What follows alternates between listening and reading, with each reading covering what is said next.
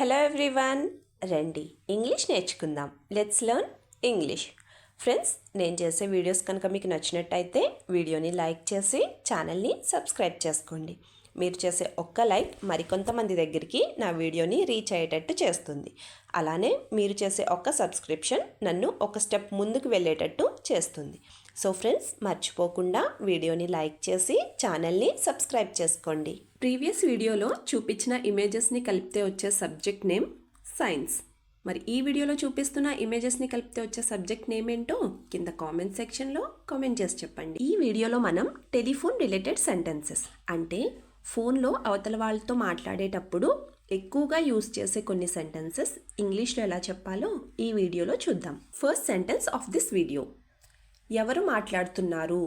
మనం కాల్ చేసినప్పుడు అవతల వాళ్ళు ఎవరు లిఫ్ట్ చేశారో మనకు తెలియనప్పుడు మనం ఇలా అంటూ ఉంటాం కదండి, ఎవరు మాట్లాడుతున్నారు.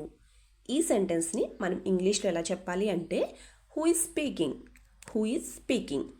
లేదా ఇంకొంచెం పొలైట్గా అడగాలి అనుకున్నప్పుడు మే I know who is speaking, May I know who is speaking అంటే ఎవరు మాట్లాడుతున్నారో తెలుసుకోవచ్చా అని అర్థం. ఈ సెంటెన్స్కి సంబంధించిన ఇంకొన్ని రిలేటెడ్ సెంటెన్సెస్ ఇప్పుడు చూద్దాం. First one, who is calling అంటే ఎవరు కాల్ చేస్తున్నారు అని అర్థం.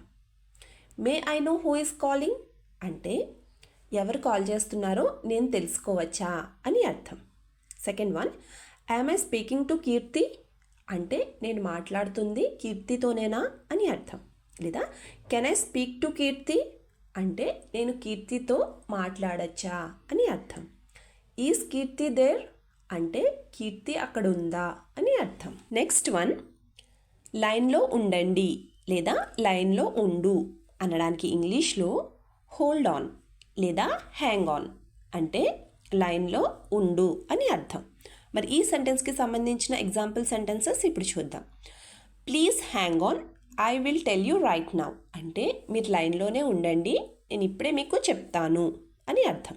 Next one, I will hold on లేదా I will be on the line అంటే నేను లైన్లోనే ఉన్నాను లేదా ఉంటాను అని అర్థం. నెక్స్ట్ వన్, మీ వాయిస్ కట్ అవుతుంది. ఇలా కూడా జరుగుతూ ఉంటుంది కదండి, మీ వాయిస్ కట్ అవుతుంది.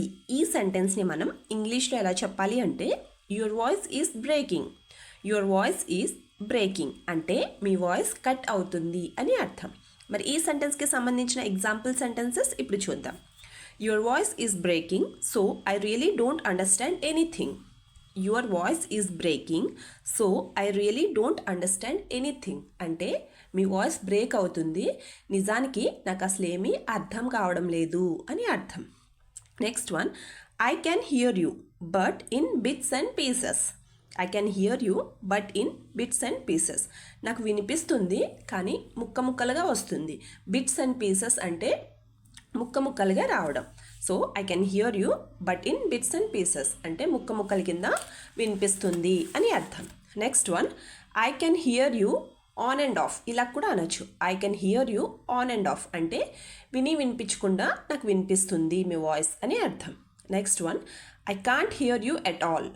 I can't hear you at all అంటే నాకు అసలు వినిపించడం లేదు అని అర్థం. Next, your voice is ఇకోయింగ్.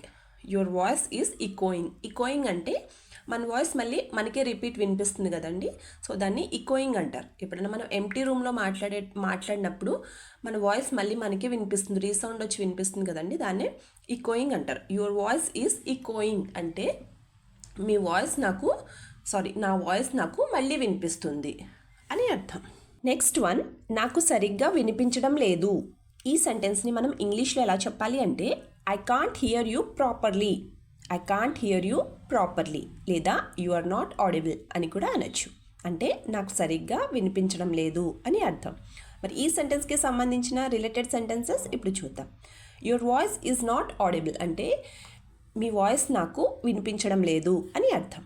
Next one, I can't hear you speak a little louder అంటే నాకు వినిపించడం లేదు, మీరు కొంచెం గట్టిగా మాట్లాడండి అని అర్థం. నెక్స్ట్ వన్, కొంచెం బిజీగా ఉన్నాను, తర్వాత కాల్ చేస్తాను. మనం ఏదన్నా పనిలో కొంచెం బిజీగా ఉన్నప్పుడు ఇలా అంటూ ఉంటాం కదండి, కొంచెం బిజీగా ఉన్నాను, తర్వాత కాల్ చేస్తాను. ఈ సెంటెన్స్ని మనం ఇంగ్లీష్లో ఎలా చెప్పాలి అంటే I'm a bit busy now and I will call you later. I'm a bit busy now and I will call you later అంటే కొంచెం బిజీగా ఉన్నాను తర్వాత కాల్ చేస్తాను అని అర్థం. మరి ఈ సెంటెన్స్కి సంబంధించిన ఎగ్జాంపుల్ సెంటెన్సెస్ ఇప్పుడు చూద్దాం. I'm a little busy now, can I call you later? I'm a little busy now, can I call you later అంటే నేను ఇప్పుడు కొంచెం బిజీగా ఉన్నాను, నేను నీకు తర్వాత కాల్ చేయనా అని అర్థం. నెక్స్ట్ వన్, నా ఫోన్ ఛార్జింగ్ అయిపోయింది తర్వాత కాల్ చేస్తాను. ఇలా కూడా అంటూ ఉంటాం కదండి, నా ఫోన్ ఛార్జింగ్ అయిపోయింది తర్వాత కాల్ చేస్తాను.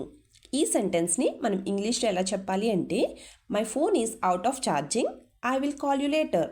My phone is out of charging, I will call you later అంటే నా ఫోన్ ఛార్జింగ్ అయిపోయింది తర్వాత కాల్ చేస్తాను అని అర్థం. మరి ఈ సెంటెన్స్కి సంబంధించిన రిలేటెడ్ సెంటెన్స్ ఇప్పుడు చూద్దాం. I will call you after my phone is charged. I will call you after my phone is charge అంటే నా ఫోన్ ఛార్జింగ్ అయ్యాక నేను నీకు కాల్ చేస్తాను అని అర్థం. నెక్స్ట్ వన్, ఆ పేరుతో ఇక్కడ ఎవరూ లేరు. ఇలా కూడా జరుగుతూ ఉంటుంది కదండి, అన్నోన్ నంబర్ నుంచి కాల్ వచ్చి పేరు అడిగినప్పుడు మనం ఇలా అంటూ ఉంటాం కదా, ఆ పేరుతో ఇక్కడ ఎవరూ లేరు అని. సో ఈ సెంటెన్స్ని మనం ఇంగ్లీష్లో ఎలా చెప్పాలి అంటే there is nobody here by that name. There is nobody here by that name అంటే ఆ పేరుతో ఇక్కడ ఎవరూ లేరు అని అర్థం. మరి ఈ సెంటెన్స్కి సంబంధించిన రిలేటెడ్ సెంటెన్సెస్ ఇప్పుడు చూద్దాం. First one, I think you had dial the wrong number అంటే మీరు నంబర్ని తప్పుగా డయల్ చేసినట్టున్నారు అని అర్థం. Next one, I think you had dial the wrong number, check once అంటే నాకు తెలిసి మీరు నంబర్ని రాంగ్గా డయల్ చేసినట్టున్నారు, ఒకసారి చెక్ చేసుకోండి అని అర్థం. వీడియో లాస్ట్ వరకు చూస్తున్నారు అంటే నా వీడియో మీకు నచ్చుతుంది, అలాగే నా వీడియో మీకు ఎక్కడో చోట యూజ్ అవుతుంది అనే కదండి. సో ఫ్రెండ్స్, ప్లీజ్ నా వీడియోని లైక్ చేసి ఛానల్ని సబ్స్క్రైబ్ చేసుకుని మీ సపోర్ట్ నాకు తెలియచేయండి. Thank you.